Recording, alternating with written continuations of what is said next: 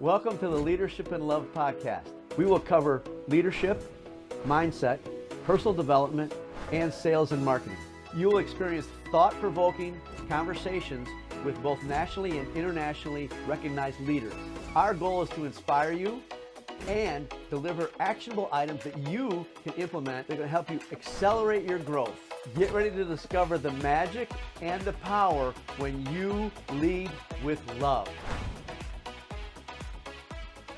I'm very excited, humbled, and honored this morning to not only have a former Marine and someone I served with, but also a lifelong friend, John Dave, better known as JD. So JD, thanks for showing up today to help us out and be interviewed. Well, thank you for asking. I'm honored, very, very much so. Appreciate it, man. So I'm going to give you a little background on JD, John Dave. He was a Marine Corps pilot. And he started out flying 53 Sea Stallions, which for those of you that don't know, is the biggest helicopter the Marine Corps has. And then he went into a reserve unit, also the reserve unit that I was in. And he served there, and he started flying Huey helicopters, which is a little smaller version, twin engine. And then he also went into American Airlines and flew as a pilot and rose up to the rank of captain and flew as a captain for American Airlines for a number of years. And I invited JD on for a number of reasons. I don't think there's anybody that really exemplifies leadership and love better than him. And so I'd like you to start, JD, with telling us about the story of when we were stationed in the Philippines, Mount Pinatubo erupted. If you could kind of give them an idea of what the conditions were after the volcano erupted and when we were left and everybody else was evacuated. Oh yeah, that was quite an experience. We woke up. And I don't know if people knew this. My wife didn't know. She knew about the explosion from the volcano, but she didn't realize that a typhoon came across at the same time. So that wet rain mixed with the dry ash, it was coming down like wet cement, if you remember. You put your hand out, and it felt like somebody was pouring wet cement in your hand when you stuck it out underneath the awning. And rocks were coming down out of the sky. It was absolutely crazy. It was apocalyptic. It was amazing. So we woke up the next day. Everything was gray. It was like moonscape. Everything was gray. Everything was covered. No power, no water. All the utilities were shut down. They were indoor. I mean, we saw how many electrical boxes blowing up on the electrical poles during the night. Boom, boom. I guess the ash, being acidic or something, was messing with the wires. So nothing. So we went to an all-officers meeting that day. And if you remember, all the hangars were collapsed. I mean, the buildings, the roofs weren't made to handle that. They were all collapsed. All the trees were stripped because the wet ash just stripped the bark and the leaves off the trees. And it was just all gray. It was amazing. It looked like we were on the moon. And we had an all officers meeting, and our CEO says, talking about what we do next. And, when this is settled, we got to get the equipment. We got to clean the ash off our hangars so we could open them up and get the birds out. We're going to need to help people out, blah, blah, blah. When it's all said and done, he says to me, he goes, I don't know why he looked at me, but he says, JD, what can you do to raise morale and stuff here, And I says, well, boss, I'll work on that. I'll look and see what our options are. And then, as you know, we got busy every day on the roofs, scraping like snow, scraping the ash off the roof of the hangars because the roof, the weight had collapsed and couldn't open the doors. And the locals were trying to get us out to help to fly and help deliver rice to the towns up in the mountains and stuff. Well, after about, 5 or 6 days of this, everybody's sweating their butt off. We got no showers. We got no, running water. We're drinking iodized water out of the water buffalo, the water tanks. We're eating MREs and everybody. So we had another meeting about 4 days later, and the boss says, JD, what'd you come up with? I said, I think I got an idea, boss. Because I knew all the officers clubs, the enlisted club, the staff club, they're all closed. So they had no electricity. So I went to the officers club, got my little helper truck there, and I got Louie, and I got, there was another guy that was with us. Can't remember his name right now. And I went to the officers club first, and I said, hey, I want to buy, a couple cases of beer. And the guy says, well, they're warm. I go, I'll take care of that. So anyway, I'll speed through this pretty quick. So we went to the enlisted club. We went to the staff club. We bought, I don't know, maybe 10 cases of beer. And all warm, all 98-degree beer. So then it just so happens the day before, I'll go backtrack a little bit, the oxygen farm. Everybody calls the locks. Liquid oxygen, they fill the jets so the guys can breathe when they're flying. He called me up and he said, hey, I heard you're in charge of clearing your, your deck area out in front of the hangar and stuff, your ramp. I said, yes. He goes, you got bulldozers? And I said, yes, we do. He says, do you have any rubber tipped bulldozers? I'm going, I don't even know what that was. So I went out and Guy Beveridge was working one of them and he knows his stuff. And I said, hey, he goes, yeah. He goes, yeah, Captain, we got one right here. And I said, okay. So I called the guy up and said, yeah, we got one. And he says, can you come over and clear my locks farm? And the reason it needed rubber tip, because you can't have sparks. Right. I learned something new that day too. And he says, I said, yeah. He goes, well, can you come over and clear our thing? And that's when the light bulb went off from my chemistry classes. And I said, can I get a tank of liquid oxygen? He goes, oh, Captain, I just can't hand that out. And I go, well, how bad do you want your lot cleared? He goes, okay, but you bring a truck over, I'll hook it up, and I know nothing about it. I go, okay.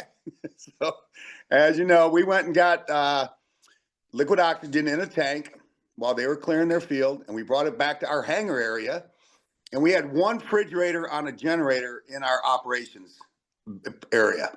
And I asked the CO, I said, can I use that refrigerator today? And he said, well, yeah, what's it for? I said, you'll wait and see. So we cleared out the refrigerator, and we got it running on a generator, so it's working. So I got yourself and another guy, and I got one of those welder's gloves from the metal shop, and we were taking 6 packs of beer and dipping them in liquid oxygen, and almost immediately, they're almost frozen. And we stacked that refrigerator. Just, you open that door, it was solid beer.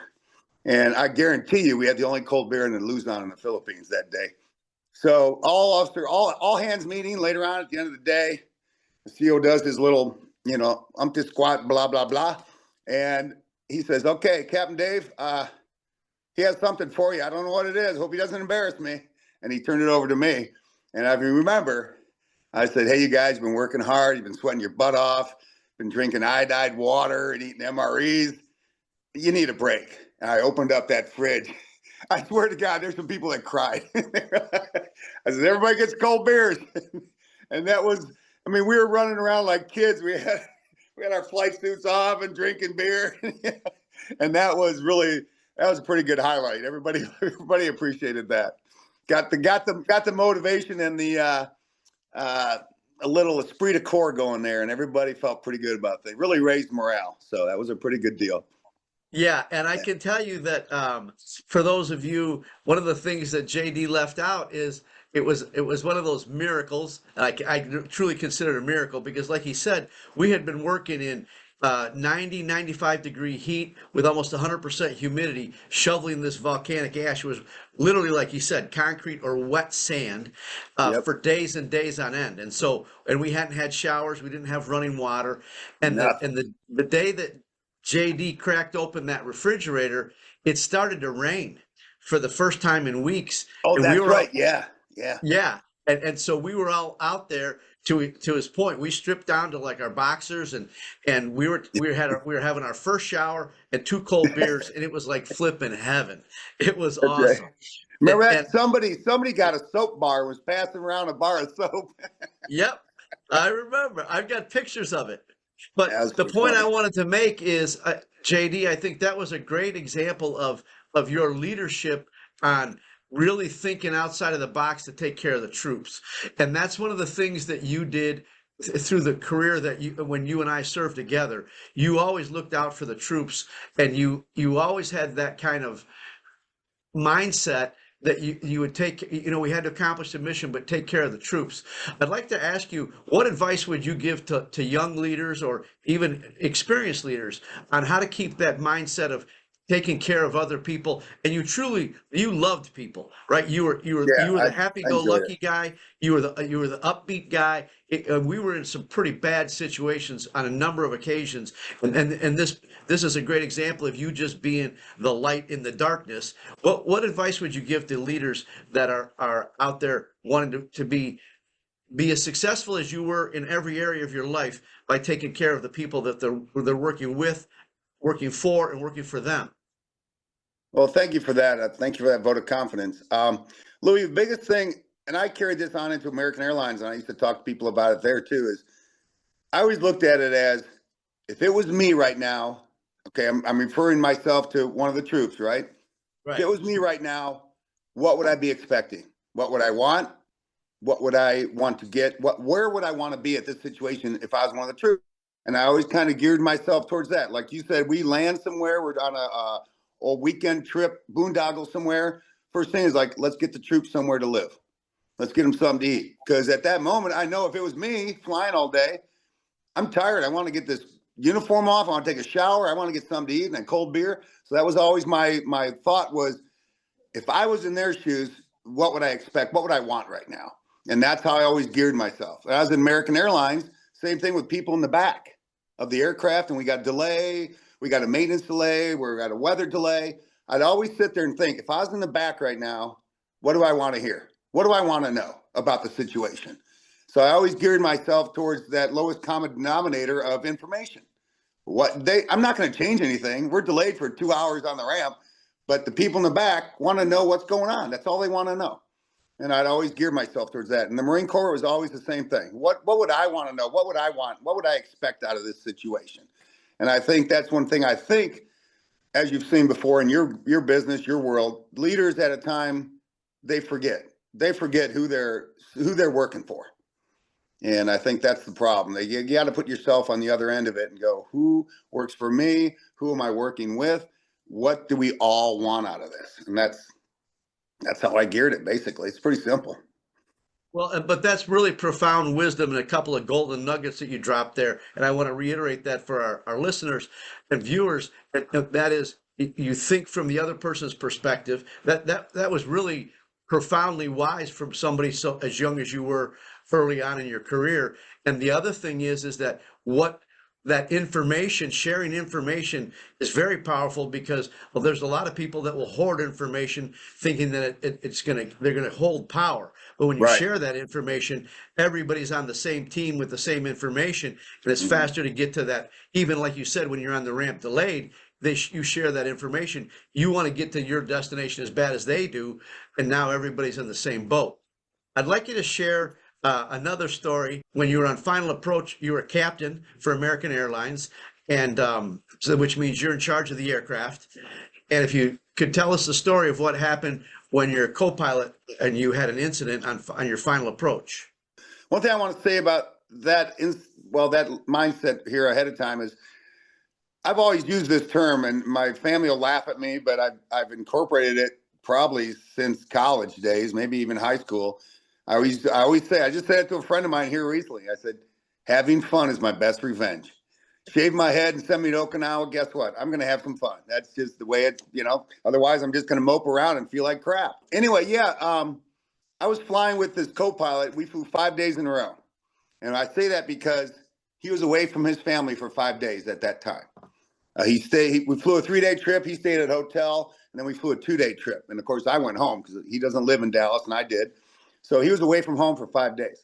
So we're doing one leg from Dallas to Albuquerque, and then we're going to turn around and fly back home. And that was going to be the end of our 5-day sequence. So we take off out of Dallas. He's flying, and the people that don't know, and I'm surprised how many people really don't, they think a captain flies every leg, and the co-pilot's just there to assist. I tell my friends, I go, no, usually you trade off. I'll fly one leg, you fly back. Or I'll fly 2 legs today, and we got 2 legs tomorrow, you fly tomorrow. It's pretty much a 50-50 swap of flying. So Mike's flying over to Albuquerque, and my plan is to fly back. So we have lunch on the way over. Flight attendants serve lunch. I didn't have anything to eat. He did. And so he's flying, and most guys like I do, and I can't speak for every pilot, below about 2,000 feet, I kick off the autopilot. You hand fly it. You feel the airplane, what the winds are doing to you, and everything for the final approach. At American Airlines, you got to have everything done by 1,000 feet, generally speaking. Flaps down, gear down, you're on speed. You're basically ready to land. You're just flying the approach in. That's by 1,000 feet. So Mike's doing his checklist, and I'm the radio operator, and I'm the checklist guy. So he's flying. And he says, gear down, flaps 3, and so it was around 1,300 feet, maybe. He says, looks at it, and my call is landing checks complete. So we're ready to land. And then as a 737 captain, I've got a heads-up display in front of me. So I look into the heads-up display. It tells me everything. It tells me our azimuth, our speed, our altitude. You don't have to look at all the instruments. It's one focus, and you look through the HUD to the runway. So it's one visual perception of everything you need to know. So I'm just focused on that. And all of a sudden, I want to say maybe 1,200, 1,100 feet, because it wasn't long after I said landing check was complete. The airplane goes, does a hard right bank. And I grab the yoke and straighten it out. And I'm looking over at Mike, and he's leaning over, and it looks like he's reaching for something. So I'm hitting him on the shoulder. I feel bad about that now, but I'm hitting on the shoulder. I'm going, Mike, what are you doing? And he's not responding. I'm going, Mike. And you got to understand, we're at 1,000 feet headed towards the dirt at 180 miles an hour. And I grab him and I kind of turn him, and he turns to me, and he's out. I think he's just passed out. I didn't know what happened. I thought maybe it was something he ate for lunch. I didn't know. So I was like, oh, and it kind of shocked me. I was like, oh crap. And I kind of lost focus. I got him on the yoke. And of course I let him go kind of out of shock, and he fell back over on the controls, and we banked again. I was like, crap. So I grabbed the yoke, pulled it back over, and I go, I got to get him. He was a 6'4", about 240, big boy. So I reached over, pushed him back, and then we got shoulder harness locks that lock your seatbelt and your shoulder harness so you can't move forward. So I locked that. So now Mike he's in position. He's not going to fall on the controls anymore. And if anybody ever saw the movie with Sully on The Miracle on the Hudson, he says in that movie, when everybody was making that turns to land after the bird strike and they all made it to the runway, they wanted to nail him for not making it to the runway. He made a bad choice. And Sully says, wait 30 seconds and then do that. Because that's how long it takes you in your head to go, what happened? What do I have here? Okay, what do I have to do next? It takes you that long to realize what happened. And so it did. It took me a few seconds, and I went, whoa, okay, wow. All right, I got to get Mike to medical. I thought about going around, but around Albuquerque, there's 12,000-foot mountains. So I would have had to clear those first to get focused on getting him medical attention. We have defibrillators. We got oxygen in the aircraft. We could have done, the flight attendants are trained on both of those. But I thought that's going to take too long to get him medical help. So I just continued on, declared an emergency, landed on the runway, and told him, I had a medical emergency with one of the pilots. I didn't want to give out too much information over the air at the moment. So the controller was very good. He goes, everybody's out of your way. Clear Bravo 1 is your gate. That's okay. So we come in and pulled off at the end of the runway. And I got to tell you this, and I've talked to Czech Airmen at American Airlines about this extensively afterwards. And one thing is, you don't realize all these years you fly and you've got two people in the cockpit doing stuff. When you land, everybody has duties to do, get the flaps up, do this, do that, change radios, turn this on, turn that off. All of a sudden, I'm doing it all. I mean, it was a handful. I got to tell you that. It doesn't sound like it. Some pilots go, that's not big. Well, you never flew an airplane by yourself. So it is quite a change. So I'm getting all that done, trying to talk to ground, trying to get to my clearance, trying to tell the flight attendants what's going on so that they know, because at this point, they don't know what's going on. So I briefed them and I said, hey, as soon as we land, as soon as we get to the gate, get the oxygen, the defibrillator up here, Mike is passed out. That's all I told them. And then I went to the ground, told the people, hey, when we get to the gate, we've got emergency in the cockpit, stay seated, we'll take care of you later. So we go wheeling up there, and there was no medical. Sometimes you always see an ambulance down by the gate or something. There was nothing there. Just a ground guy ready to wave me in. So I get on the ground and I said, hey, where the heck's the medical? I got an emergency here. They go, they're waiting on the jet bridge for you. Okay. So we wheel in, and they open the door, and the flight attendant comes in right away. She's got the defibrillator. She's got the oxygen. And she said, should I put this on Mike? And I look over, and he's leaning towards me, and he's just blue. I mean, he's got drool and everything. And I didn't know this before, but I guess when you pass, your body, everything lets loose. So he's a mess. And the thing I didn't know either is when I was coming down for the final descent, I heard him like a big exhale. So I thought he was still alive. I thought he was just breathing. I didn't know that was his last breath. So I learned something that day too. So we come wheeling in. They get a couple medical guys in there, big guys. They lift his shoulders. I get in front of them, squeeze in there, and I lift his legs. I say he's about 240. He's a big boy. And we take him up the jet bridge, and they put him up there, and they start working on him. And that's what we talked to the Czech Airmen about this in American Airlines. That's when my job really got exciting. like you talked about as far as leadership. I have flight attendants to control. They're getting a little bit, edgy. I've got passengers. I want to know what's going on. I got to get off. I want to get going. And I've got the station operations chief on the airplane asking me questions. I've got our American Airlines chief asking me questions. I got to call back to dispatch and let them know this flight's not going back. I got to let American Airlines chief pilot know that we got a problem here with one of the pilots. All this stuff going on. And then to top it off, after it was all over, I got the New Mexico State Police and coroner want to ask me questions because somebody died on New Mexico soil. So it was just a lot going on. And that's what we talked about with the leadership role that was all on me. I had to take care of all those things and get them done. And I told you this before, Louie, the biggest compliment when this was all done was the flight attendant came up, and I've answered all these questions. I've made the calls. I'm trying to get the aircraft moved or something where I can get the people off because they got things to do. Right. I'm trying to take care of them because until they are off the airplane, they're my responsibility. So I'm can we move the airplane to another gate? No, because your gate's affixed and they're on the jet bridge. I can't move the jet bridge. Okay. Can we take people off the back door with air stairs? No, we don't want them walking on the ramp. And so I'm always trying to get them off on their way. We have another crew that was deadheading, 737 crew. I even called dispatch and I said, hey, can that captain and co-pilot come up here? Can they move the airplane? No, it's your airplane until the emergency's over and you hand over the logbook to maintenance. Nobody else can get up in the cockpit. Okay. So, and with that said, one thing they had on the news, one of the ladies was interviewed from ABC News.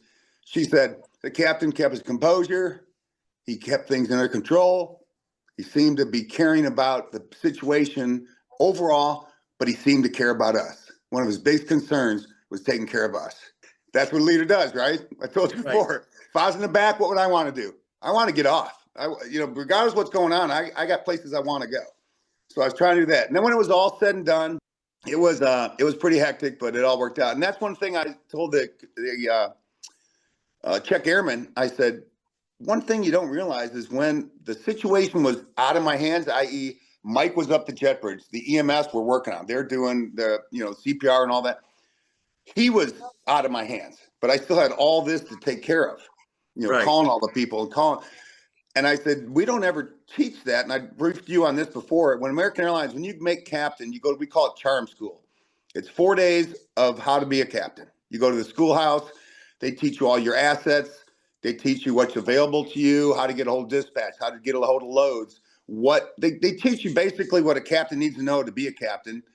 And then I told him, I said, one thing you didn't brief me was, if an emergency like this, all the stuff you have to do and all the things you have to know. I didn't know that, like FAA will try to send somebody if they have them available. They'll send them to the airplane and say, hey, I'm here to take the logbook. No. American Airlines personnel are the only ones can take that logbook after an emergency. And some of those things they have incorporated into new captain training. So I want for our listeners, first off, thanks for sharing that story, JD. I want our listeners to pick up on a couple things that JD's been saying throughout our conversation so far. One is he said, I learned. He's constantly learning. Even as a captain, he was learning new things. The other thing that I really appreciate for those of you that are leaders, I'm a big advocate of processes. And so what JD did was he went back to the leadership and the trainers of captains and said, hey, look, there's things that we're missing. And now their process is better because JD went through this experience. And now other pilots are now and captains specifically are being trained on what could happen. And when it does, what are the protocols and what are the proper procedures? I have a couple questions for you, JD. One of them is, on final approach, when you're at about 1,300 feet and Mike literally dies next to you. Yeah, he died. Yeah. Yeah. Unfortunately, what did you do, or what were your thoughts or maybe what was your awareness around keeping your composure as being the only guy now to land the plane? To your point, you're going to have to turn everything off and on, and control the flaps and the slats and all that kind of stuff, the landing gear. What would you share with leaders when, again, when it's all going sideways? What did you do, or what had you done in the past, maybe, to prepare you to be calm in that situation?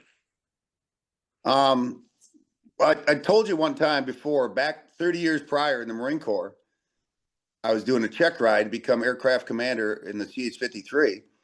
And my check airman, a Marine major, we came on a turn and we were getting vectored somewhere, and he just faked it, but he slumped over on the controls. He basically pretended he had just passed out and or died, or in a combat situation had just gotten shot. That was his sign to me of, hey, you got it. What are you going to do now? Your co-pilot's dead. What are you going to do? And so we handled it then, but here we are 30 years later, that same exact thing, only for real, actually happened to me. So, you talk about as a leader, don't dwell on the situation at hand. I mean, it happened. Okay. What's got to come next? I can't dwell on Mike. I've got 150 people in the back counting on me to do it right. I don't have to do it perfect, but I got to do it right. And so, okay, all right. That's why I say when it takes about 30 seconds, you go, okay, what? And my next thought was, after I got over, this is my situation. Okay, this is what I have. What do I have to do next? Think of what I have to do next. What's the next step to get this situation handled properly to a good conclusion? And that was my thought the whole time, is that moment right there. And then the next thing I did, you make the call to tower, declare an emergency, tell them what you got. And then you just focus on, what do I have to do? What's the next step to make this happen? And I have seen people in the past, something like that happens, maybe not to that degree, but just a bad situation at your work or whatever. You can't focus on it's like, what do you have to do next to correct the problem? I think that's the best thing of leadership is, you can't, if somebody throws a pie in your face, you can't go, what the heck is that? You got to clear your eyes out and go for the next move. That's what you got to do. That's really great wisdom. And you're absolutely right. I think we all tend to focus on what the negative of what just went sideways or south sometimes. Yeah. You said something in there that coach of mine has shared with me. She phrases it a little differently, but done is better than perfect. And you said, I got to get it right, but I don't have to get it perfect. And so that's very powerful for leaders to know, because often fear will keep us from taking action, right? Because we're afraid we're going to make a wrong move or do something, but getting something done, and it's crazy. It's funny to me. I said something to somebody recently, and it shut them up, and they were complaining about how hard or how difficult something was, and I said, "Look, nobody's shooting at us. This isn't hard." Yeah. Right? It's all a perspective thing, but nobody's shooting at us. And I think that you're again. I want something that JD shared that's just great wisdom, is that we can accomplish anything one step at a time. So your team can accomplish something once. And I want you also to hear again what he said in the middle of a major crisis. And he was, I think if I remember correctly, you got an award, didn't you? Some sort of award from American Airlines. Yes. Yeah. And so he was awarded for his bravery and courage and composure in the middle of all this. But he said it again. In the middle of all this, he was thinking about everybody else. He was still looking out for the team. He was still looking out for the passengers, the flight attendants. He was still looking out for the rest of the team. So you can maintain your composure, take one step at a time, and still be taking care of the team. And that's one of the reasons why I wanted to have you on here, JD, because those are powerful lessons. And to my point about that I made to somebody, you were landing an airliner with 150 passengers plus the crew, and it all hung on you, right? If you'd have lost your composure, like I said at the beginning of this, it would have been catastrophic. You'd have come in. Ugly. Everybody could have been lost. Instead of just Mike, your co-pilot, though, everybody on board could have been lost. Yeah.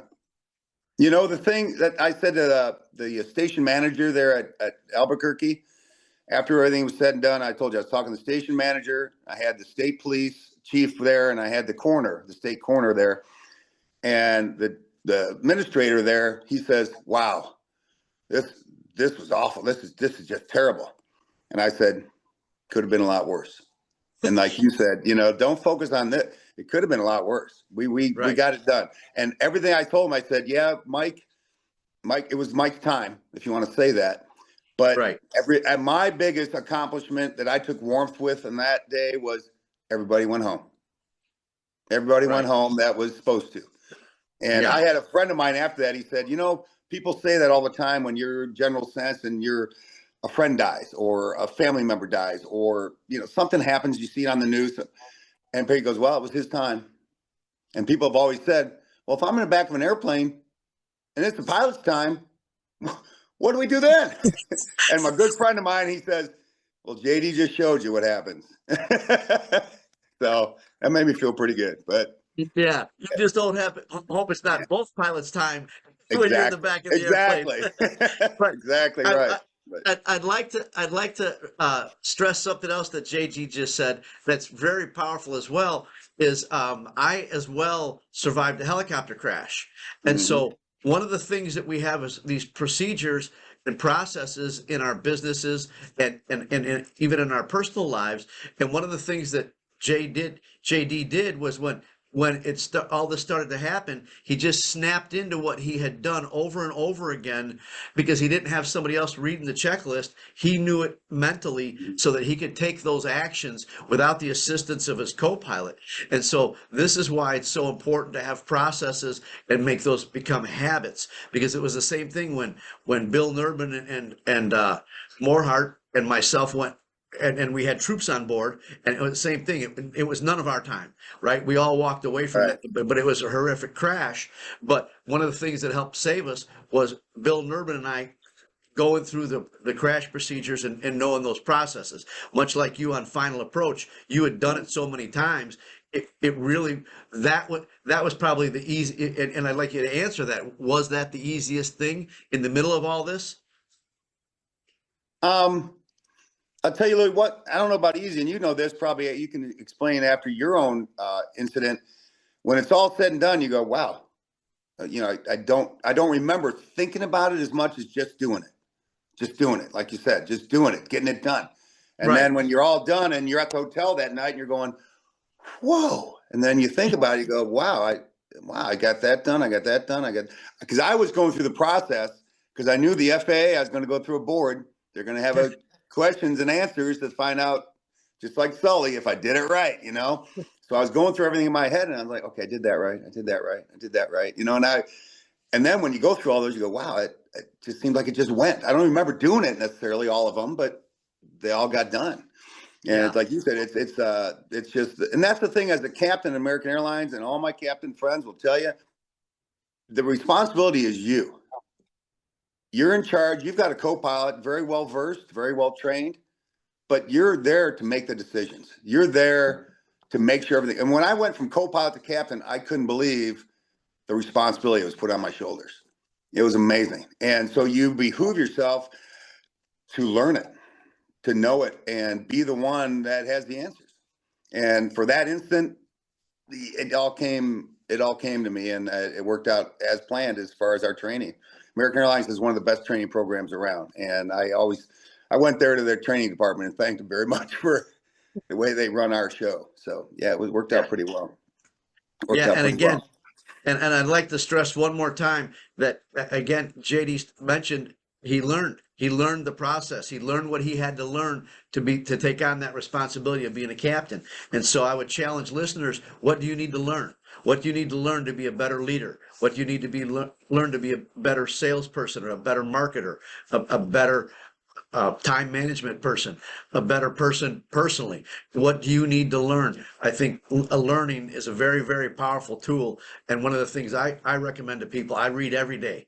And I'm going to read every day to the day I die, because there's so much out there and so much information. But when you learned everything you needed to learn to be the captain, because you realized the responsibility that it put on your shoulders. And before we go, JD, is there anything else you'd like to tell our listeners about leadership and and love, because I think, again, and I just want to say this so everybody gets it. This is really what I want corporate America to be doing, is leading like JD did and does continually. He leads like this in his personal life. I was honored and humbled again to be at his retirement party for American Airlines, and I can tell you that your leadership style and your friendship and your connection to people came from all over the country to congregate in Kentucky for JD's retirement party from American That's fun. Airlines. Yeah, it was a lot of fun, but again, that's the power of the kind of leader you are, that people would follow you, right? And that's who we want to be as leaders, is have the people around us follow us, and you continue to do it even though you're retired. So you have any final comments or advice, wisdom for leaders? Well, thank you very much for that, Louie. And I told you before, I was pretty humbled with some of the people that showed up for the retirement party. That really touched my heart. But here's a simple thing. And I've even had other fellow pilots that are good friends of mine kind of go, JD. Well, American Airlines, when I first started, you had to wear your coat. You had to wear your hat. You had to wear polished shoes, and so all that. And as the years went on, with the way our society has kind of lost some of the flair of, let's say, of dressing properly, they got where they told you don't have to, the hat was optional. You don't have to wear a hat as a captain. And then they said, if it's too warm, you don't have to wear a jacket.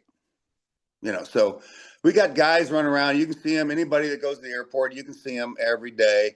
You got a captain walking around, and he's got his tie loose, no jacket, no hat. And one thing I did all the time, and I got compliments from this, and I had quite a few people say that's what we want to see. I always wore my jacket. Always had my tie up. Always wore a hat. Always had polished shoes. Always had a clean uniform. Everywhere I went, I wore the jacket and the hat. And some of my buddies would go, you don't have to do that. I go, well, to me, that's part of leadership. I'm setting the example.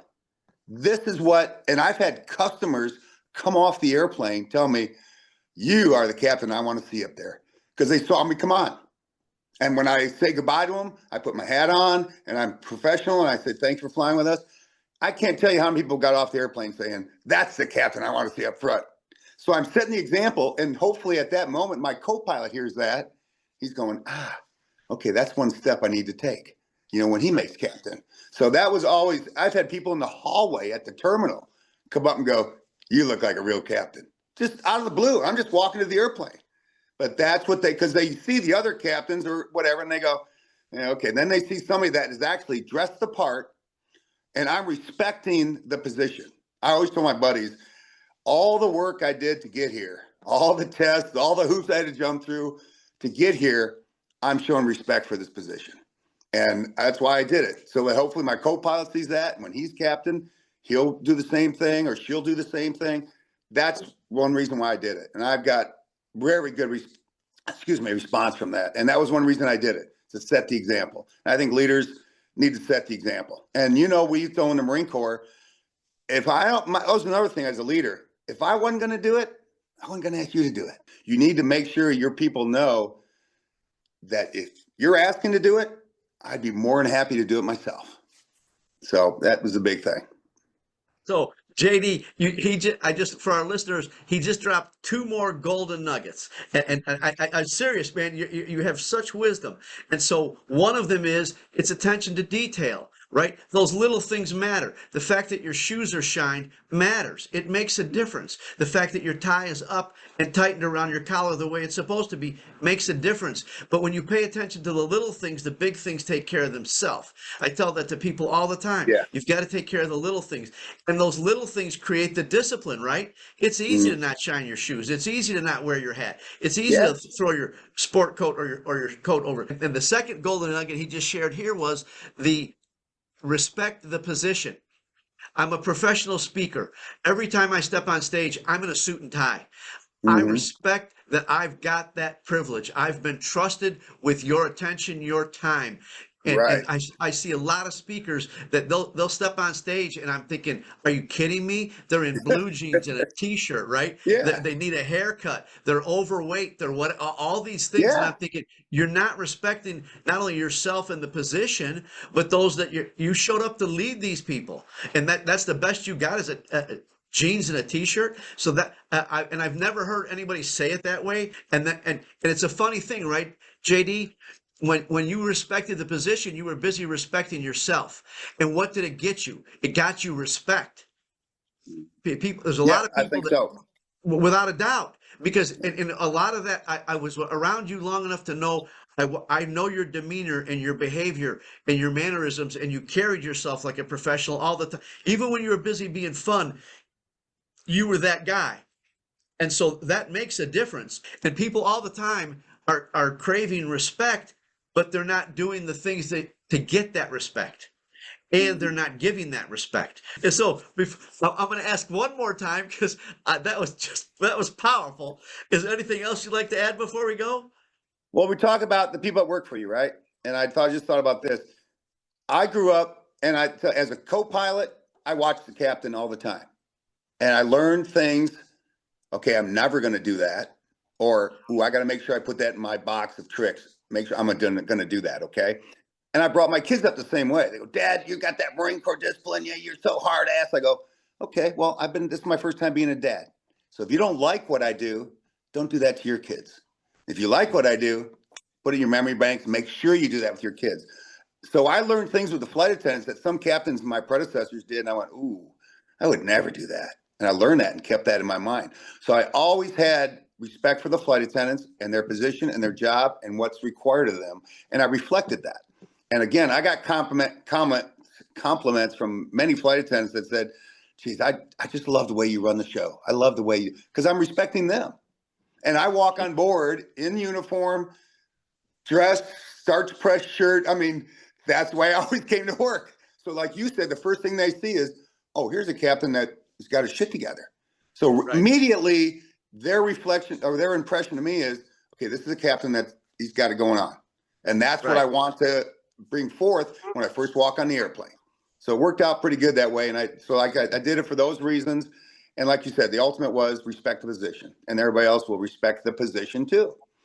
So, Well, and one of the things, and I want this to be really clear for everybody, because JD was this great leader, but he was also this great personality. You don't have to be a jerk or a hard no, guy or mean to be a great leader. He was respected and admired, but he also showed up as this guy that cared, and he's talked about that through this whole conversation. So you can have, and that's one of the reasons why I started this podcast. I want people to understand you can lead with love. And JD, you're just a living, breathing example of that.